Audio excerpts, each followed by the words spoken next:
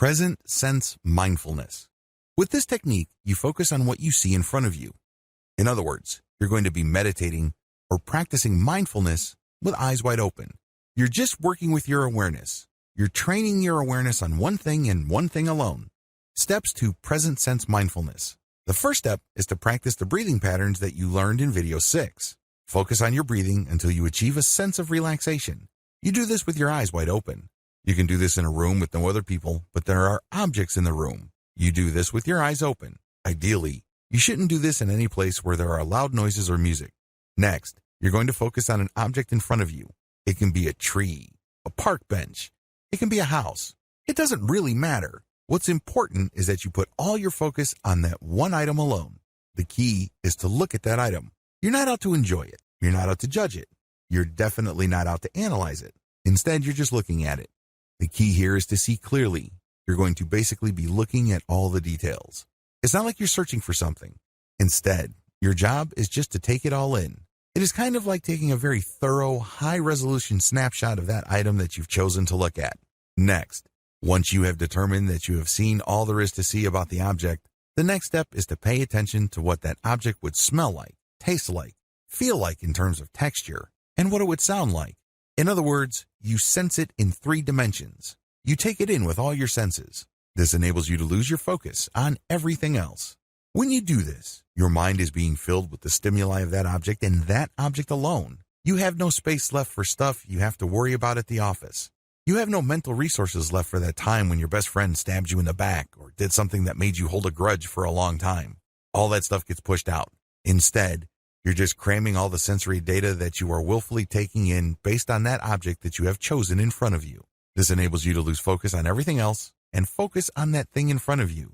This enables you to reset how you normally focus on things in your life.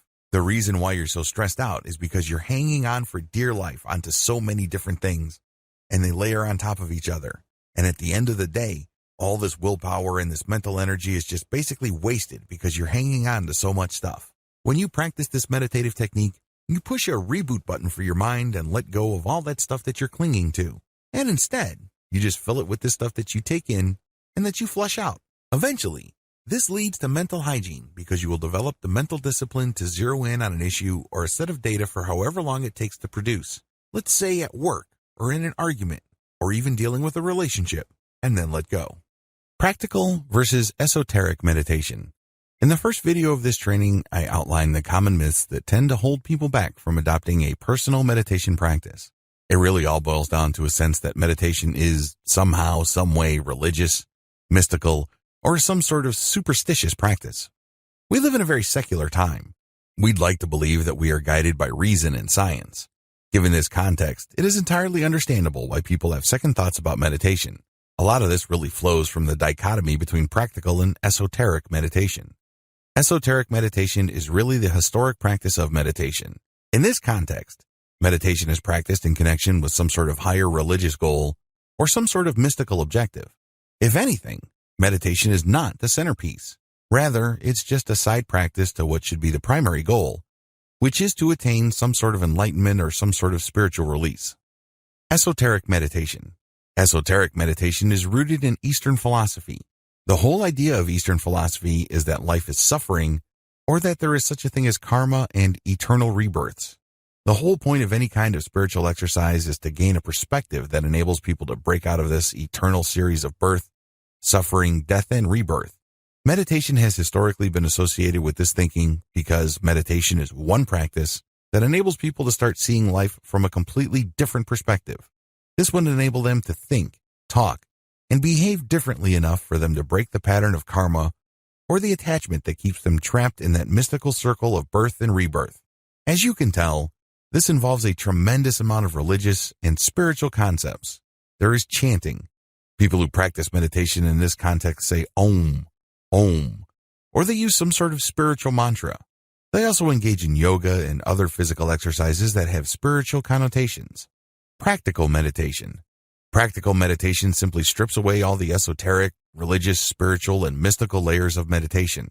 Instead, it looks at the meditative practice based on the core mental processes that enable people to self-repair to such an extent that they do not go crazy. In other words, Instead of dwelling on the surface differences, practical meditation goes to the structural components of the meditative act itself and strips away anything that is unnecessary. It also focuses on one non-religious, non-spiritual, or non-mystical goal, which is to achieve focus in the present moment.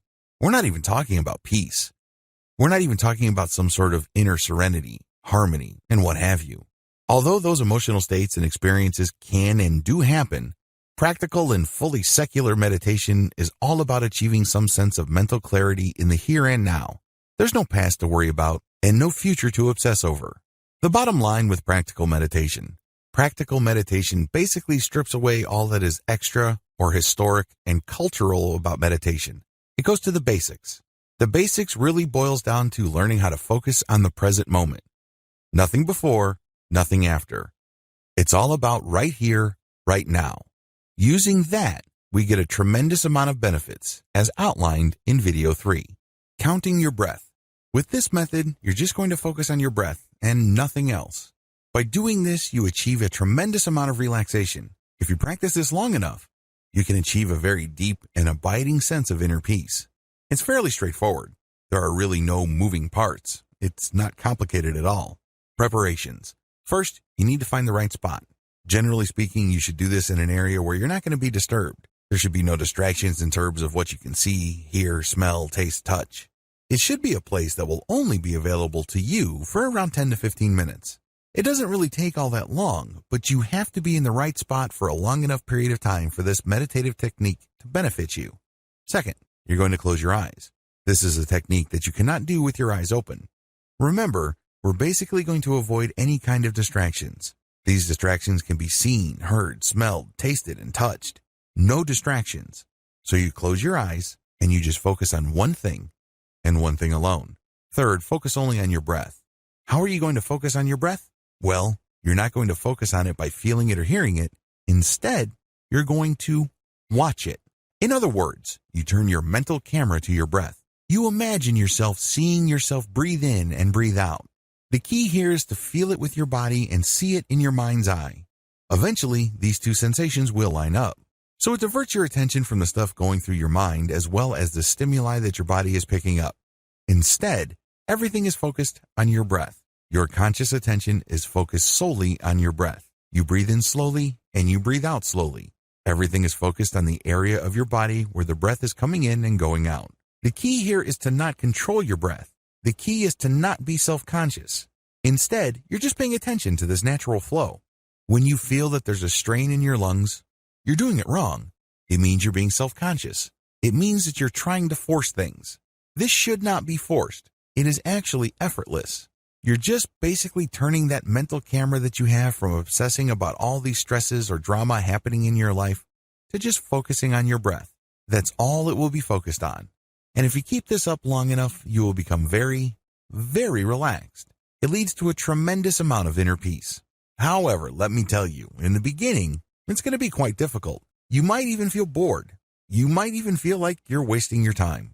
It's because this is something new. Your mind is not used to thinking this way. After all, your mind has grown accustomed to thinking about 1,000 different things at once. It's used to using up a tremendous amount of energy. Now, you're using very little energy and you're focusing on only one thing. As you can imagine, that takes some getting used to. The good news is it's worth doing because the calm and relaxation that you get will be priceless. Introduction. We live in a very stressful world. You probably don't need me to remind you of that fact. Why are we so stressed out? Why do we feel so much pressure? Why does it seem like contentment and peace are so hard to find? Well, for most people, they simply just have too many duties, responsibilities, distractions, and routines taking up their time and attention. If you were to slice and dice and dissect your daily schedule, you probably would fit into this category as well. There's just so much that you have to cram into your mind every single day. It is no surprise that a lot of people develop the following symptoms of stress. They have short attention spans. When they read stuff online, they can barely pay attention until another item shows up on their Facebook timeline, and they forgot about the stuff that they were reading before. They don't really read materials, they just scan. That's how short most people's attention span is. Next, stressed out people overreact emotionally. It seems like everything that you perceive or become aware of is some sort of judgment or is somehow, some way related to you. You personalize everything. Everything's personal. And it's no surprise that you tend to react emotionally. This may be due to the fact that you're stressed out. You may be reading too much into things. But unfortunately, once we open our mouths, we end up hurting people. We end up making decisions that we come to regret later on. Another symptom of too much stress is simply a lack of patience. You don't feel like you want to stick around for anything. This is a very serious problem because it can lead to road rage if you're stuck in traffic. This can lead to violent disagreements with friends and family members. You might hurt your relationships because you simply have grown impatient in dealing with people. People are people. It often takes time for people to get their act together.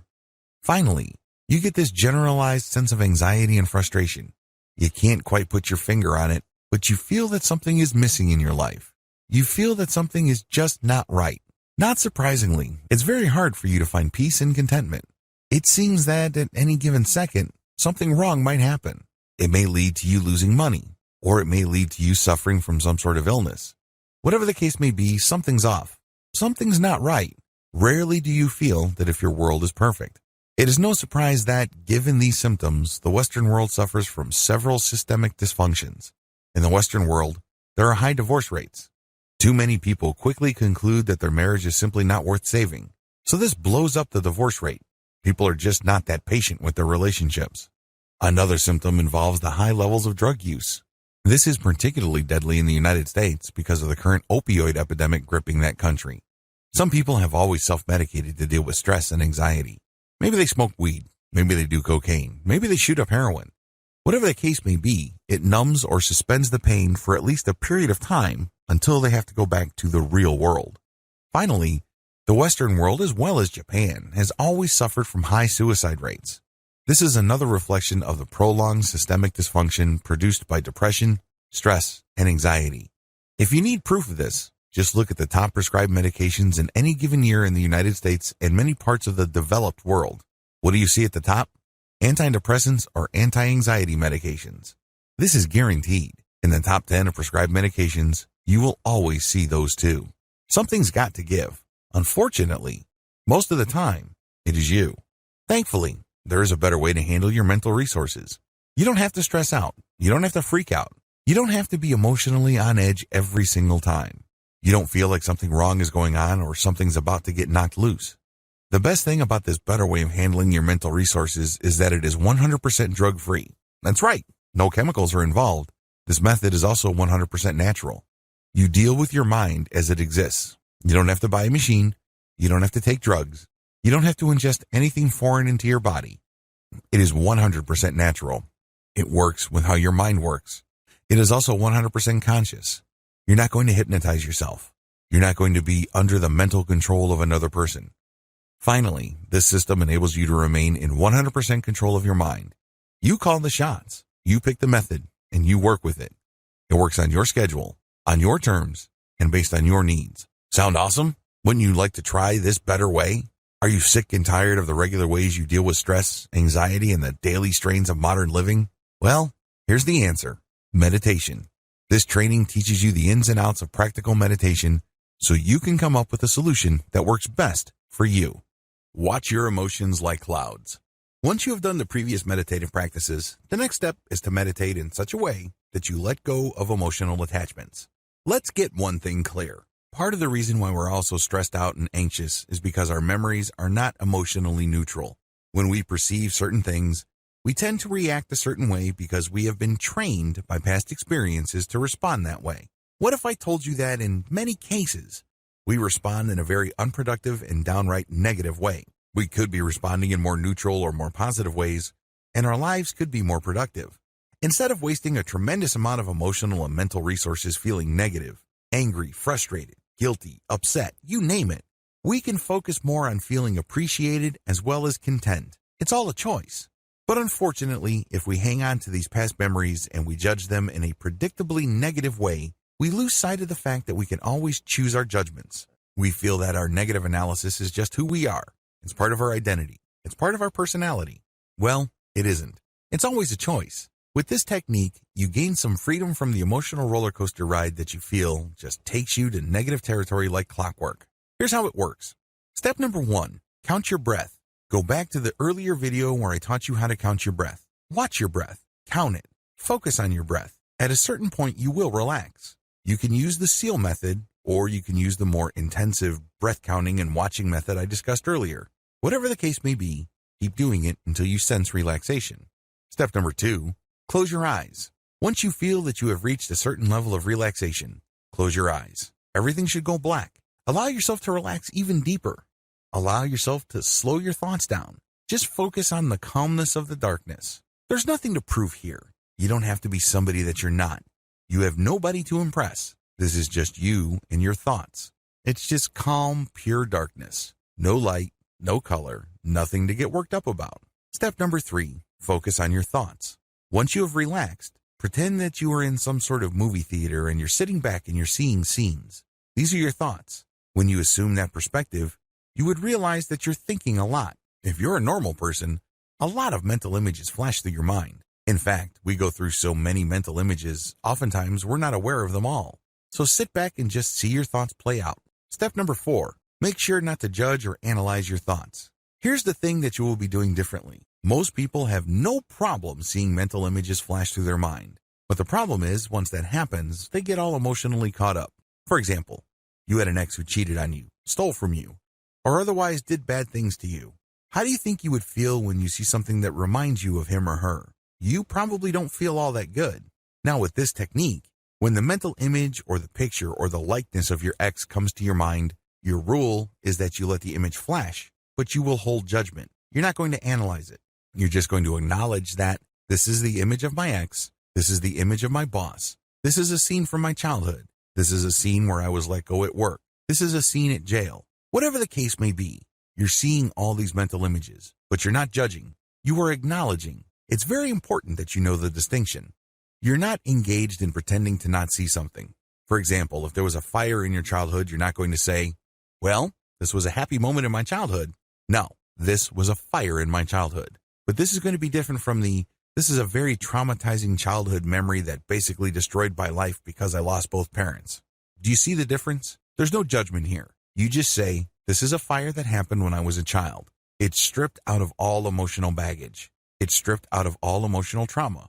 Acknowledge and describe in a very objective, flat, and neutral way. This is not going to happen overnight. If you are carrying around a very heavy weight, maybe child sexual abuse, maybe you were unjustly punished. Whatever the case may be, you just need to focus on what you see. Do not judge. Do not analyze. Just acknowledge it and then move on to the next step. Step number 5, let your thoughts pass like clouds. One of my fondest childhood memories involves me and my cousins just going up to this little hill, and for what seemed like hours, we would just lay back on the grass and watch the clouds pass by. My cousin would say, that's a bicycle. I would say, no, that looks more like a dog. There was, of course, no right or wrong answer. Everyone's entitled to their opinion. Every person's guess was as good as all others. It was a lot of fun because we were exercising our imaginations. We were, after all, just watching clouds pass by. There were countless clouds before them, and there will be countless clouds after them. They are here one moment and gone the next. I want you to do the same with your thoughts, but let them pass like clouds. Just like clouds, your thoughts just pass through. Let them pass. Don't deny them. Don't pretend they are something else. Don't argue with them. Don't bargain with yourself. Just observe the thought clouds honestly. In other words, when the mental image flashes, acknowledge it. For example, this is a fire that happened when I was 3 years old. This is an image of my parents about to leave for the United States when I was 3 years old. Whatever image you have from the past, strip it of all emotional judgment or analysis. Make sure you empty the mental image of any emotional content that might trip you up or set you off into an emotional analysis. Compare this. This is the fire that happened when I was 3 years old. 2. This is that devastating fire that made my family homeless for 3 years. My father was very angry during that fire, and he has not stopped being angry since. We lost it all. I was only 3 years old. See the difference? The first case involved just describing the facts, nothing more, nothing less. The other case includes a lot of analysis and commentary. These lead to you getting thrown off track. Learn to spot the difference. Recognize the point when you stopped objectively describing and started emotionally reacting. It doesn't make it any less real, mind you, but you're just acknowledging it because we're not engaged in self-delusion here. We're not trying to trick ourselves or hypnotize ourselves into thinking that these events which ultimately are very traumatic and hurtful, did not happen. Instead, you're just acknowledging. And then the next step is what makes it really powerful. When you acknowledge, you then let it pass like a cloud. Just like a cloud, it's going to zoom over your head. It's going to linger slowly, depending on how strong the wind is. But you just let it pass. Eventually, it will pass. Step number 6, enjoy the emotional distance. When you repeat this over several weeks, you start noticing emotional distance. Mental images, memories, or what have you, that used to throw you off track no longer do. Maybe there was a memory that used to make you cry like you were on autopilot. Now you don't do that. You just say, well, that happened to me when I was 4 years old and my housekeeper was in that memory. Then you let it pass. Well, that happened to be, and my boss said something and I was let go and I found another job. You let it pass. Well, that was my best friend and my ex-girlfriend. You let the memory pass. You do this over and over again, and the more successful you become at it, the greater the emotional distance. Eventually, all that stuff that used to drag you down and hold you back is left in the past. Congratulations. Meditation best practices. Meditation is like working out. When you work out, you put a lot of stress on your muscles. That's how they get bigger. That's how they get leaner. That's how they get stronger. The same applies to your mental muscles, because that's what meditation is. It's a mental workout. Physical muscles get soft if you don't challenge them or you don't put pressure on them. With meditation, you're going to challenge and put pressure on your mental muscles. Believe me, it is quite a workout to let a mental image just pass over your head like a cloud without judging it. For example, there was an episode of your childhood that used to burn you through your core because it was really humiliating. It was disgusting. Whatever it was, it takes effort to do that. But that's how you challenge your mental muscles. And the more pressure you put on it, the stronger it gets. Practice daily. The good news here is that you don't have to spend all day meditating. In fact, if you're doing that, you're overdoing it. That's probably going to do more harm than good. Instead, focus on spending no more than 15 minutes a day. With meditation, a little bit of consistency goes a long way. So focus on your meditative practice for no more than 15 minutes every day. 15 minutes is plenty. Associate your meditative state with certain stimuli. This is for advanced students. Usually, by this point, it will probably take months, if not years. But most people, if they're consistent, will reach this point. When you perceive any new stimuli, allow yourself to focus on your meditative state. You're basically linking the meditative state of peace, calm, inner serenity, and harmony with stimuli that normally upsets you. For example, if you work with an ex, it can be quite uncomfortable, awkward, and frustrating. This person broke your heart, this person cheated on you, or you're embarrassed because it didn't work out. Whatever the case may be, it's going to be very hard to handle that stimuli. After you've meditated and you've gained some emotional distance, allow yourself to look for that stimuli and link it with a meditative state. In other words, you are replacing the stress, discomfort, and embarrassment that you normally feel when you perceive that stimuli. Maybe it involves seeing the face of your ex or hearing his or her voice, whatever the case may be. Now, you're replacing it with a meditative state. The meditative state, of course, involves a sense of calm, being in control, clarity, peace, healing, restoration. So instead of that person's voice or image just stressing you out, upsetting you, now it calms you down. You say to yourself, I'm okay. There's nothing to get hung up about. I can deal with this situation, this person, these memories at a certain level, and I'll be okay. Sure, in the beginning this is going to be difficult because of your mental habits. When you were just starting out, the urge to go back to your old reactive patterns with its rush of negative emotions seems to be all but irresistible. This is the hardest part, but you can overcome. Choose to override this natural tendency, and it will get easier and easier to respond to life stimuli based on your highest values instead of your feelings or whatever is convenient or easy. The more opportunities you seek to practice your newfound power over your emotions, the stronger your mind becomes. It also makes the link between certain positive stimuli and positive emotions or positive mental states. Of course, none of this happens all at once. It takes time. Still, every time you successfully choose to focus on being calm and successfully recall the mental calmness of your meditative state, the easier it gets. The secret is practice. Interestingly enough, to get the practice you need, you actually have to seek out situations or stimuli that normally stress you out. That's the only way you can test out your ability to recall a calm inner peace. Usually, people do not need help recalling stressful, embarrassing, traumatic, or painful memories. Start there. Since these are thoughts, you have a lot more control over the thought and the outcome. Compare the above to testing out your meditative recall skills on actual people. People can be quite random. You might have a very sticky situation on your hands, and unlike memories, There's no rewind button if you end up saying or doing something that harms your relationship or takes it to a much lower level. Regardless of how you do it, give yourself the opportunity to consistently test out your ability to recall that state of mental calm, serenity, and peace. In that special space you have built for yourself within your mind, there's no need to prove anything. You don't have to be somebody else. There are no painful memories. There is no worrying future. Instead, you just have calm in the here and now. Understand that you always have this available. Get some hope from this fact. Call this link at will. Once you have trained yourself to remember that meditative state when situations present themselves, the next step is to call it at will, meaning you yourself will trigger that meditative state. You no longer need stimuli. That's when you have reached a higher level of practical meditation because that sense of calm, release, and objective distance that you feel with your emotions pretty much persists on a 24/7 basis. You only need to choose to call that meditative state to being, and it happens. You now know it like the back of your hand. Conclusion. All the things that I've taught you here are the product of several years of meditation and mindfulness practice. There are lots of pitfalls. There are lots of dead ends. There are lots of false leads and false positives. I've weeded all those out, and I've presented to you meditative practices that work.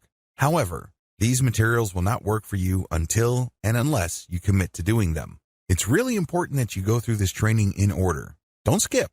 Don't jump ahead. Focus on it one step at a time. This way, you will be able to fully benefit from the techniques that I have described in this training.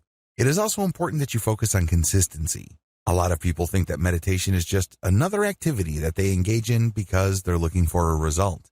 They are looking for some sort of solution. While that may ultimately be the truth, please understand that you must look at meditation and mindfulness as ends in and of themselves. In other words, they're not just means to an end. They don't just enable you to go where you really want to go. Instead, they must be your destination. They must find some sort of value in doing them. That value must be in the act itself. If you're able to do this, then it becomes part of you. It becomes part of your personality in addition to your daily routine. You will then be able to put yourself in a position where you will level up your ability to focus, stay in the present moment, achieve emotional distance and emotional clarity. Ultimately, it's all a choice. You have to exercise that choice. You have to be responsible for yourself, your thoughts, and your actions. Do it today. One of the most common problems I've noticed people experience with meditation is the fact that they feel that they would be able to do it only when things are right. They feel that they have to feel a certain way. They think that certain conditions have to be present in their life for them to do this. What you're doing is you're just giving yourself excuses to not start. I'm telling you, if you don't even get yourself to start, you are failing. You're not dealing with your stress. You're not getting your life back. You're not setting things in order as far as your mental peace and tranquility are concerned. You're achieving nothing. You might be thinking that you're researching book after book about meditation, but what you're really doing is just giving yourself an excuse to not start. You have to understand that when it comes to any kind of profound personal change, our number one enemy is ourselves. The paradox of self-sabotage. I know it sounds kind of weird. You know how frustrated you are.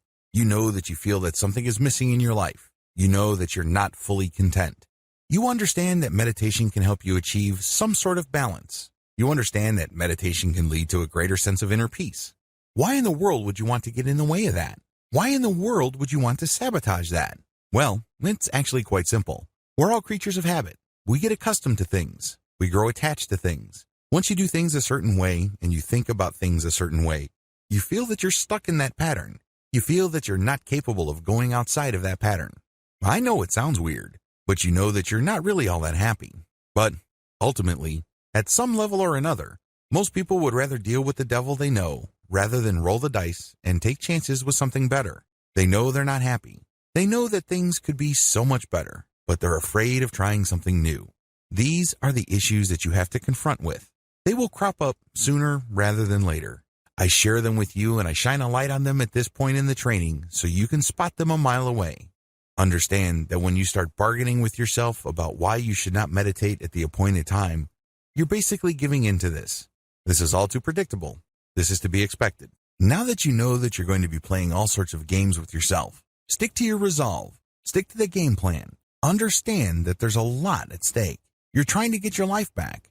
You're trying to gain control of your emotional and mental processes. You can be so much more productive, and you can be so much more effective if you overcome your old patterns.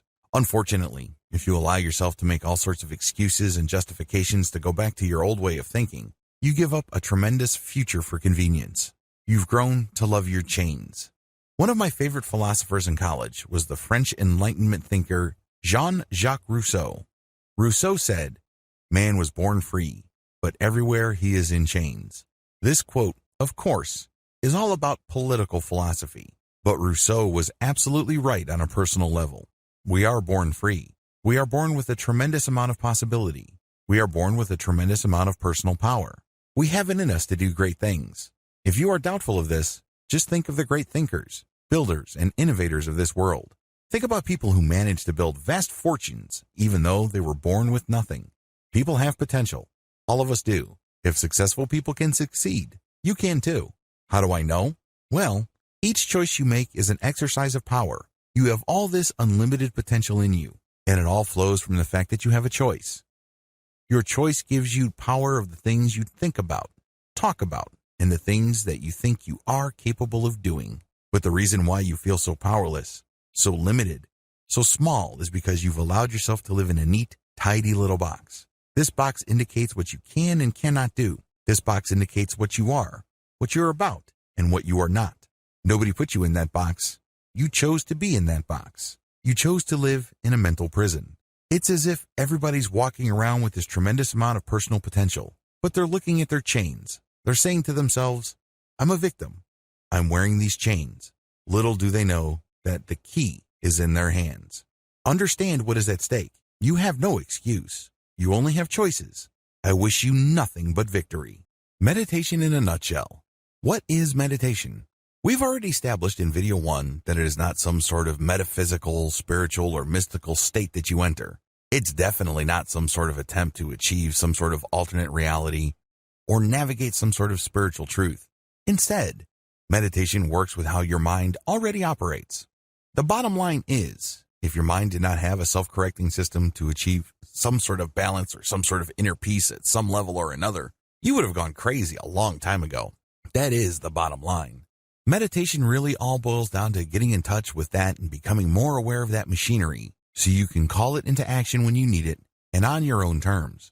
Your mind is a very powerful biochemical machine. It has all sorts of gears and processes and systems. Meditation just simply taps into this amazing interconnected network of internal systems that manage your personal reality to make the system work for you instead of against you. The cloud analogy. To get an understanding of how these systems work, I need you to imagine that you are looking at the world from 500,000 feet. At that distance, the world is a globe. You can see the clouds at the surface, and you can see some storms. And when you sink deeper, let's say to 200,000 feet, you can see the storms up close. You can see the lightning. You can see the movement of the air. You can even see the surface of the waters. You can see the heat of the deserts. There's a lot of commotion. There's a lot of stress. But when you sink another 200,000 feet, you can see everything up close and personal. There's a lot of turbulence. Then you sink another 500 feet into the ocean. It starts getting calmer. You can still see some patterns from the surface, or if you dig into the earth, you can see some mild disturbance. But when you get to the core of the earth, it's surprisingly stable. In fact, it's a molten core. It rarely moves. It's just liquid because of all the heat and pressure from the surface. But it is very, very stable in the center of the earth. Your mind is the same. When you drill down enough, things get calmer and calmer, despite how traumatic, turbulent, and stressful the surface areas of your mind become. When you get to the core, you can take a lot of comfort from the fact that it will always remain calm.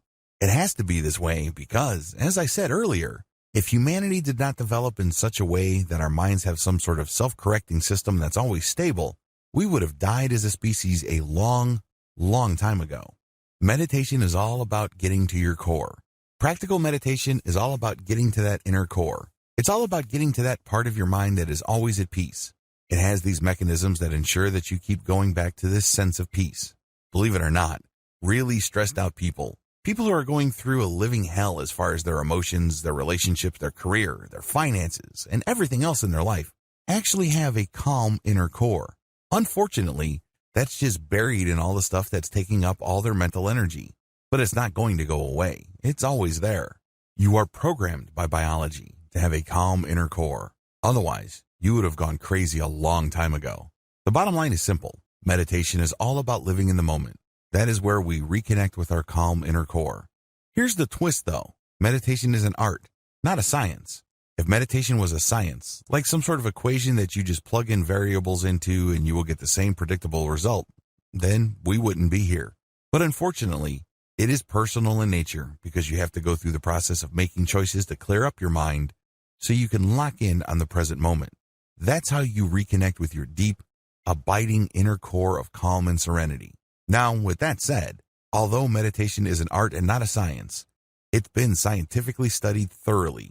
In fact, there are at least 200 peer-reviewed, hardcore scientific studies of meditation. A lot of this was done in the 1970s. Meditation has a lot of scientific benefits. I will go into that in the next video. But don't think that what I'm going to be teaching you is some sort of an experimental or completely new method. No, its effects have been known for quite some time. In fact, in many parts of the world, it's been practiced for at least 1,000 years. Common myths about meditation that might be turning you off. Near the end of the introduction to this training, you might be a little bit skeptical. You probably have heard of meditation before. However, you might not have been excited at first. I really can't blame you because a lot of people have certain preconceptions regarding meditation.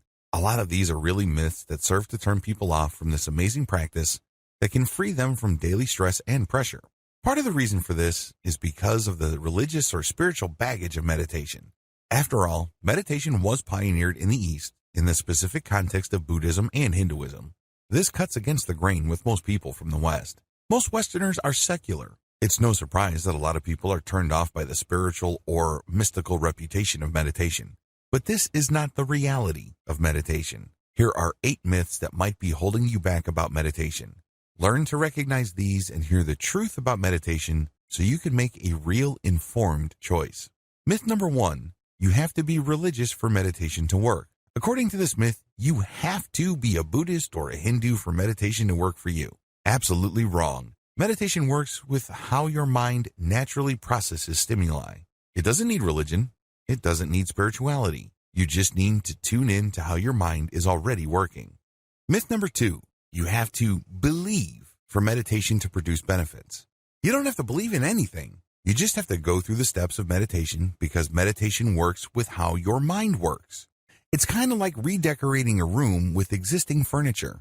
The furniture is already there. You just need to rearrange the furniture so it produces better effects. You're not imagining stuff for the process to work. You're not forcing yourself to change what you believe in for meditation to produce results. Myth number 3, you are fully unconscious when meditating. This is an absolute lie. A lot of people are under the impression that meditation is really like some variation of sleep and you're hypnotizing yourself or entering some sort of altered reality. No, this is not true. Real, practical meditation is actually the precise opposite. You remain fully conscious. However, you train your consciousness to purify its focus. It leads to a very empowering feeling because you start becoming more mentally disciplined. This is the complete opposite of just simply being unconscious. Myth number 4, you will fall under the influence of others easily when meditating. When you meditate, you are calling the shots because your focus is super filtered. It is super fine. Only you can do this. Nobody outside of you can guide you to achieve this level of clarity and focus. You have to do this yourself. Accordingly, you won't fall under the influence of others when meditating unless, of course, you want to. You always have that choice. But practically speaking, you are calling the shots. Myth number 5, meditation is another form of hypnosis. Hypnosis works when somebody outside of you guides you to achieve an altered state of reality. They basically change how you look at things. Maybe a hypnotist will make you change your mind about smoking or some form of addictive behavior. Meditation is very different from hypnosis because you're not gaining instructions. Instead, you are clearing away your mind to focus on how your mind works in a given moment. You're not taking in stuff. You're actually clearing stuff away. So there's nothing to get hypnotized about. What you have is pure focus. Myth number 6, it takes a lot of effort to meditate properly. Your mind is actually very powerful. To use machinery analogy, your mind already has gears that turn, and these are very powerful gears. You have to understand that you navigate reality with your mind. It's how your body exists in reality. You perceive reality through your mind. When you meditate, you tap into that machinery and you purify it. In other words, the energy is already there. You don't have to exert new effort. Instead, again, to use the analogy of the room with furniture, you're just rearranging the furniture to produce a different effect. Myth number 7, you have to meditate for a long time for it to benefit you. Meditation, to a lot of people, is a lot of work. They think that there are many levels to it. Well, people who think that way are being confused by the traditional religion or spirituality that surrounded meditation, because Buddhists think in levels. Hindus too, to a certain degree. Raw, practical, basic meditation can produce results for you right here, right now. Since your goal is not to attain some sort of mystical enlightenment, but to just live in the present moment and focus your mental energies, the benefit is almost immediate if you do it right. Myth number 8, people who meditate are gullible. This really is a slam against people who are looking for natural and self-controlled ways to deal with stress. This is an insult. The truth is, even if you are the most skeptical person in the world and you really have a tough time believing anything, if you just focus on the mental processes that you are already engaged in and direct it to a more natural alignment, you don't need to be persuaded of anything. It just works on its own. All of the 8 myths above will trip you up. Learn how to spot them in terms of your belief system. Let me tell you, what I'm going to teach you about meditation will not benefit you in the least if you hang on to any of these myths. Get out from under them and start enjoying the benefits you've been looking for. You need to start with as clean of a slate as you can. So make sure you go through your personal, mental, and attitude laundry list and clear out any of the myths above or anything related or similar enough to these myths. Otherwise, meditation may not work out for you.